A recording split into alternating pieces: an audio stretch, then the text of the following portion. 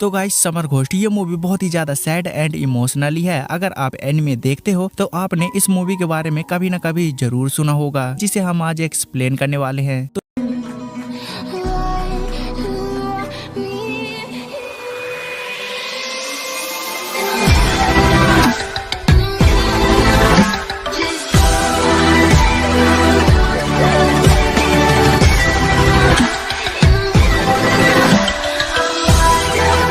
तो मूवी की स्टार्टिंग में हम देखते हैं एक लड़के को जिसका नाम तमोया होता है, जो कि एक रेस्टोरेंट में जाता है किसी से मिलने। एंड वहां पर एक और लड़की होती है जिसका नाम आओई होता है। वो लोग फिर मिलकर बातें करने लगते हैं। तभी वहां पर एक और लड़का आता है जिसका नाम रियो होता है। एंड ये तीनों अपने लाइफ में पहली बार आमने सामने मिले होते हैं, नहीं तो इनकी बातें बस ऑनलाइन ही होती हैं। और फिर ये तीनों मिलकर डिसाइड करते हैं एक समर घोस्ट को खोजने के लिए। समर घोस्ट वो घोस्ट होते हैं जो कि सिर्फ समर के वक्त ही निकलते हैं। तमोया को उस चीज के बारे में पता होता है एंड वो लड़की की बैक साइड से एक पिक्चर बनाता है और उन दोनों को दिखाता है और उन्हें ये भी बताता है कि जहाँ तक मुझे पता है यही लड़की समर घोस्ट है एंड इसकी मौत सुसाइड करने की वजह से हुई थी। और उस समर घोस्ट को अपने पास बुलाने के लिए एक अनजान जगह खोजने लगते हैं, जहाँ पर आयोई बताती है कि मुझे अभी याद आया कि मुझे भूतों से बहुत ही ज्यादा डर लगता है। जिस पर रियो कहता है कि तुम आओ या न आओ, लेकिन मैं तो जा रहा हूँ। और वो दोनों फिर वहाँ से जाने लगते हैं। देन फिर आओई भी उनके पीछे पीछे आ जाती है। आओई फिर तमोया से पूछती है कि आखिर तुम घोस्ट को क्यों बुलाना चाहते हो तमोया, आखिर ये सब प्लान तो तुम्हारा ही था ना। इस पर तमोया कहता है कि मुझे आखिर क्या पता। और फिर तमोया का हम एक फ्लैशबैक देखते हैं, जहाँ हमें पता चलता है कि उसके टीचर उसके मार्क्स से बहुत ही ज्यादा खुश होते हैं। तमोया पढ़ने लिखने में बहुत ही ज्यादा अच्छा होता है। तमोया के टीचर उसे बहुत ही ज्यादा मोटिवेट करते हैं। और फिर तमोया अपने घर पहुंचता है एंड अपना कवर्ड खोलता है जिस पर एक पेंटिंग बोर्ड रखा होता है। देन ये फ्लैशबैक वहीं पर खत्म हो जाता है और इन लोगों को अब एक शांत और खाली जगह मिल चुकी होती है। और वो लोग अपने साथ कई सारे फायरवर्क से लेकर आए होते हैं। वो मानते होते हैं कि फायरवर्क जलाने से उनके पास समर घोस्ट आ जाएगा। और वो लोग कई सारे फायरवर्क को यूज कर चुके होते हैं, लेकिन कुछ भी नहीं होता है। एंड द एंड एक लास्ट फायरवर्क बचा होता है और वो लोग उसे भी यूज करने को सोचते हैं। देन वो लोग उसे भी यूज करते हैं। वो लोग उम्मीद छोड़ चुके होते हैं कि समर घोस्ट जैसी कोई चीज नहीं होती एंड वो उनके पास नहीं आने वाली। और फिर तभी वहाँ पर वो समर घोस्ट आ जाती है जो कि एक लड़की होती है। तो मोया उससे पूछता है कि क्या आप ही एक समर घोस्ट हो, जिस पर वो समर घोस्ट कहती है कि बेशक मैं वही हूँ, एक मरे हुए इंसान से तुम लोग आखिर क्या जानना चाहते हो। और फिर तभी हम आओई का एक फ्लैशबैक देखते हैं, जहाँ पर वो स्कूल में होती है एंड उसके एक भी दोस्त नहीं होते, यहाँ तक कि उसे कोई भी पसंद नहीं करता होता। और एक दिन आओई जब स्कूल के टेरेस पर लंच करने जा रही होती है अकेले, तब वहाँ पर कुछ लोग उसे परेशान करने लगते हैं, उसके ऊपर पानी डाल देते हैं एंड वो इन सब चीजों से बहुत ही ज्यादा हताश एंड हिच गई थी। तो वहाँ से सुसाइड करने की सोचती है एंड वो कूदने ही वाली होती है और जो लोग उसे बुली कर रहे थे वही लोग उसे सुसाइड करने से रोक देते हैं। फिर वो घर में होती है एंड इन सब चीजों से बहुत ही ज्यादा इमोशनली हो जाती है और उसे बहुत ही ज्यादा दुख पहुंचता है। फ्लैशबैक खत्म होता है जहाँ पर आओई घोस्ट से पूछती है कि क्या भूत भी इंसानों की तरह मिलजुल कर रहते हैं, जिस पर घोस्ट बताती है कि नहीं, हमारे रास्ते अलग अलग होते हैं। आओई कहती है कि ठीक है समझ गए, जिस पर घोस्ट कहती है कि कभी कभी साथ में रहना भी हमें डिसअपॉइंट कर देता है। रियो और तमोया फिर उस फुलझड़ी को देखते हैं तो वो बीच में ही जलते हुए रुक चुकी होती है एंड वो जलते ही जा रही थी, लेकिन वो खत्म नहीं हो रही होती। समर घोस्ट फिर आओई से कहती है कि सच बताओ, तुम्हारे साथ स्कूल में बहुत बुरा हुआ था ना, इसलिए तुम मरना चाहती हो। ये बात सुनकर आओई एकदम से ही शॉक हो जाती है। समर घोस्ट उसे बताती है कि मजे की बात तो ये है, मुझे केवल वही लोग देख सकते हैं जो कि मरना चाहते हैं। आओई फिर सोचती है कि क्या रियो और तमोया भी मेरी तरह मरना चाहते हैं, इसीलिए वो घोस्ट को देख सकते हैं क्या।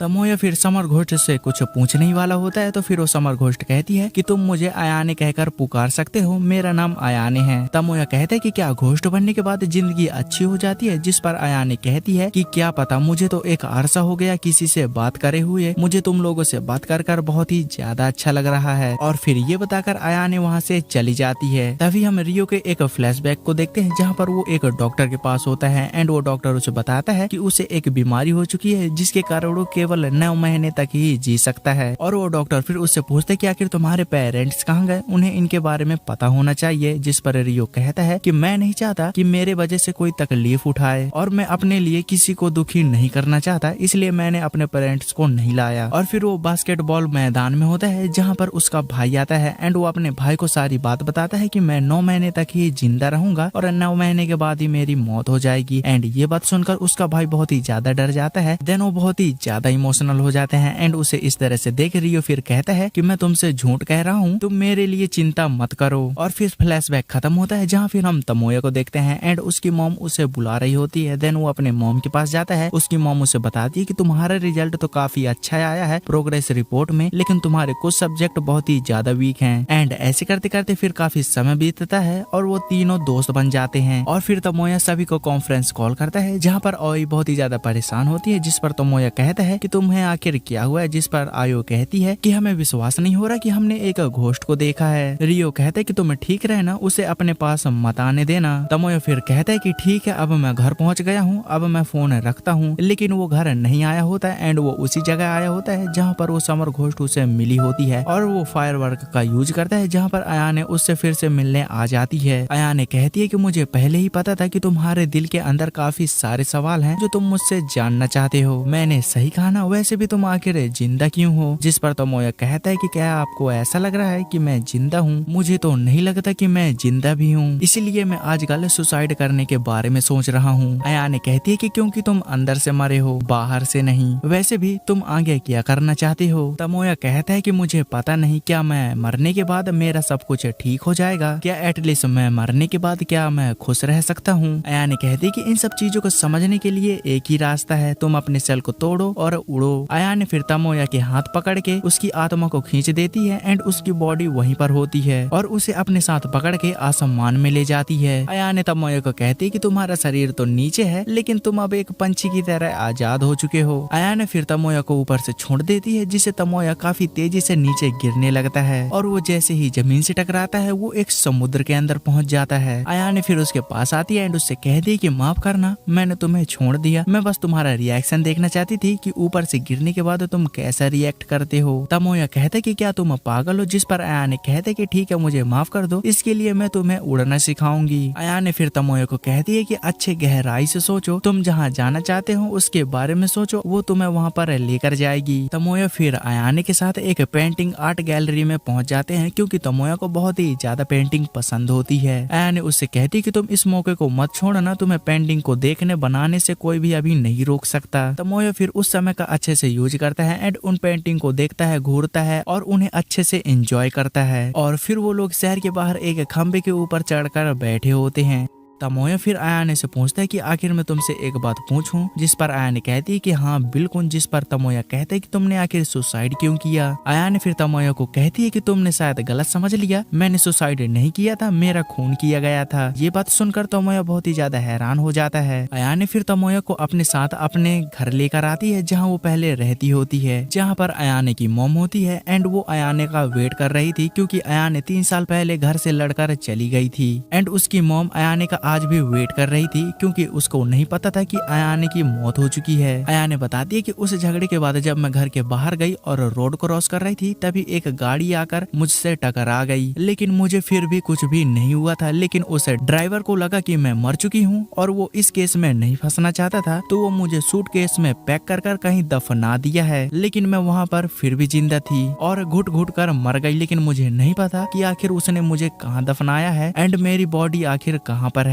और मेरी माँ मेरे लौटने का आज भी इंतजार कर रही है। जिस पर फिर तमोया कहता है कि आखिर तुम्हारी बॉडी को कहाँ रखा गया था एंड वो बताती है कि मुझे नहीं पता, मैंने उसे खोजने की बहुत कोशिश की लेकिन मेरी बॉडी मुझे नहीं मिली। मैं अपने लाइफ में बहुत कुछ करना चाहती थी, घूमना, प्यार करना, और मैं तुम्हारे ब्राइट फ्यूचर को देखकर बहुत ही ज्यादा जलती हूँ। तमोया कहता है कि ये भी बहुत अच्छा है, तुम्हें कहीं भी जाने के लिए किसी चीज की जरूरत नहीं पड़ती, न पैसे, न खर्चे, न कुछ भी। जिस पर अयाने कहती है कि ये इतना भी आसान नहीं है और उसे ये भी बताती है कि अगर तुम मेरी बॉडी को खोजने में मदद करो तो मैं शायद कामयाब भी हो सकती हूँ। मैंने इसलिए हार मान ली थी क्योंकि मैं भूत बनने के बाद ये सब कर ही नहीं सकती। अयाने फिर कहती है कि ठीक है, मुझे माफ कर देना, मैं तुम्हें बस ये खुश करना चाहती थी। मैंने अभी अभी जो भी बातें कही वो सब सारी भूल जाओ। और वो वहाँ से चली जाती है एंड फिर उन तीनों का दिन ऐसे ही बीतने लगता है जहाँ पर वो लोग अपना अपना काम करते होते हैं। देन फिर तमोया फिर उसी पेंटिंग आर्ट गैलरी में आया होता है एंड वो जैसे ही निकल रहा होता है उसकी मॉम उसे देख लेती है। तमोया की मॉम नहीं चाहती थी कि वो एक पेंटर बने और उसकी मॉम उस पर बहुत ज्यादा चिल्लाती है एंड कहती है कि तुम्हारे सेमेस्टर चालू होने वाले हैं, पेपर आने वाले हैं और तुम यहाँ वहाँ घूम रहे हो।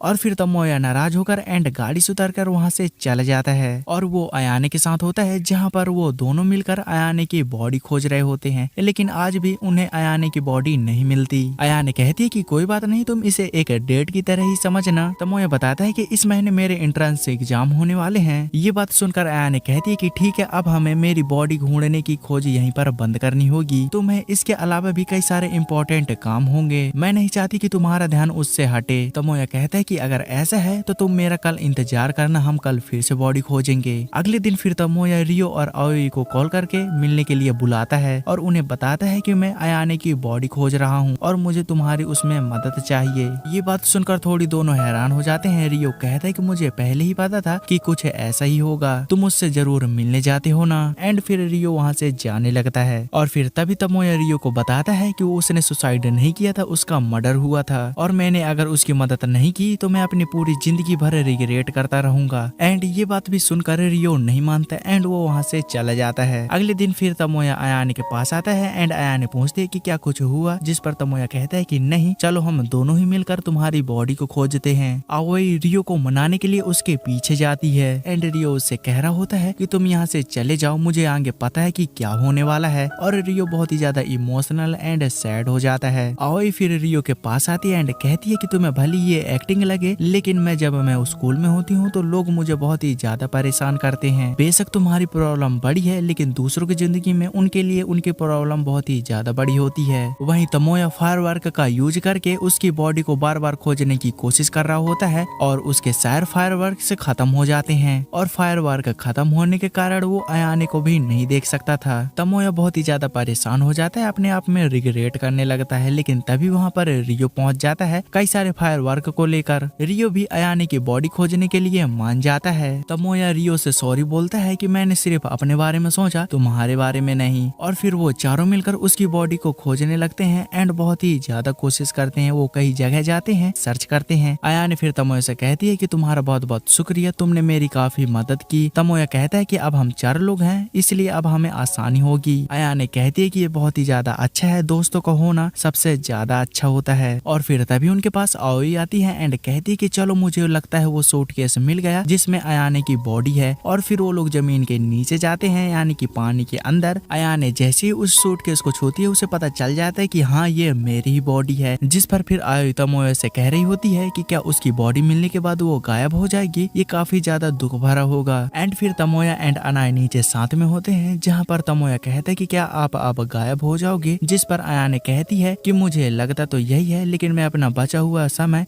यहीं पर बिताना चाहती हूँ। तमोया जमीन के जैसे ही बाहर आता है, अयाने उसे कहती है कि तुम एक लंबी जिंदगी बिताना, ना कि सुसाइड करना। मुझे डर है कि मरने से पहले ही तुमने मेरे साथ मरने का कई सारे एहसासों का मजा लिया है, तो तुम्हें कहीं ऐसा न लगने लगे कि मरने के बाद जिंदगी आसान हो जाती है। तुम्हें मैंने अपनी प्रॉब्लम में घसीट लिया, इसके लिए मुझे माफ कर देना। और अब मैं जाने वाली हूँ, इसलिए तुम अब मुझे मिस मत करना। तमोया कहता है कि मैं बस आपको अभी ढूंढना चाहता हूँ, बाकी बाद में देखेंगे। और फिर वो लोग जमीन के ऊपर आते ही उसकी बॉडी की तरफ बढ़ने लगते हैं, लेकिन रियो की तबीयत धीरे धीरे खराब होने लगती है, उसका समय आने लगता है। तो वो कहता है कि तुम आगे जाके उसकी बॉडी को देखो, तुम मेरी चिंता मत करो। और फिर आओई एंड तमोया उसकी बॉडी की तरफ बढ़ने लगते हैं और उन्हें वो जगह मिल जाती है, लेकिन चारों तरफ जालियां लगी होती हैं। देन फिर वो जाली को कैसे न कैसे करके क्रॉस करते हैं एंड अंदर पहुंच जाते हैं। और फिर तमोया वहां से उसकी मिट्टी को हटाने लगता है एंड तमोया जैसे उसके सूटकेस को छूता है, वो अयाने के साथ मौत की दुनिया में पहुंच जाता है। अयाने फिर उसे अपने साथ कई जगह लेकर जाती है एंड कहती है कि देखो, तुम्हें यहाँ पर आने के बाद तुम्हारे अलावा यहाँ पर कोई नहीं होगा। तमोया रियल दुनिया में अपने होश को खो चुका होता है। तभी वहाँ पर रियो पहुँचता है एंड कहता है कि क्या तुम यही करना चाहते थे, चलो उठो और अपना काम करो। और एकदम से तमोया को याद आता है एंड वो वहाँ से निकलने की कोशिश करने लगता है, जिस पर अयाने कहती है कि तुम आखिर उस दुनिया में क्यों जाना चाहते हो, वहाँ पर बहुत ही ज्यादा गम है, तुम्हें हर पल दुख ही दुख मिलेगा, तो मैं यहीं पर रहो। लेकिन तमोया कहता है कि नहीं, मुझे बाहर जाना है और अयाने चैन की बॉडी को खोजना है। तभी हम वहाँ पर देखते हैं कि वहाँ पर अयाना नहीं बल्कि तमोया का ही एक दूसरी पर्सनैलिटी होती है, जिसे वो मौत की दुनिया में अयाने समझता होता है। लेकिन होश उसे अब आ चुका होता है, तो वो अपने रियल दुनिया में आ जाता है। अयाने के सूटकेस को वहाँ से से निकाल लेता है एंड वो उसे खोलकर देखता है तो उसमें अयाने की बॉडी होती है। इस चीज से तमोया को काफी ज्यादा दुख पहुंचता है। अयाने फिर तमोया को गले लगा लेती है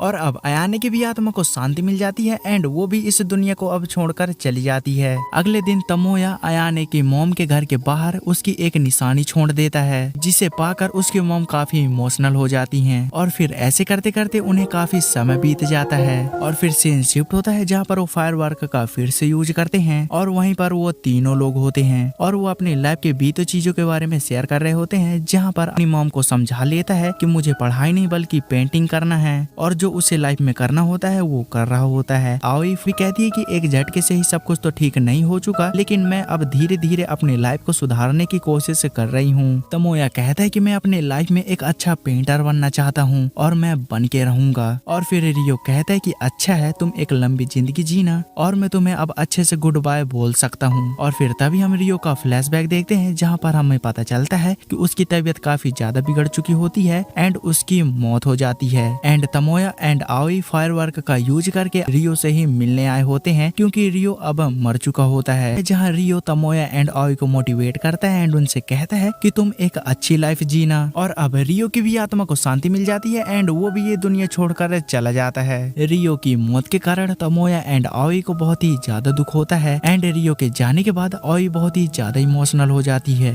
एंड ये मूवी यहीं पर खत्म हो जाती है। और गाइस इसकी एंडिंग तो सच में बहुत ही ज्यादा इमोशनल थी। और आप सभी को ये मूवी कैसी लगी, इसकी स्टोरी कैसी लगी, हमें कमेंट में जरूर बताइएगा। मैं मिलता हूँ किसी और इंटरेस्टिंग मूवी या सीरीज के साथ, तब तक के लिए आप और अपनी फैमिली का ख्याल रखिएगा। बाय।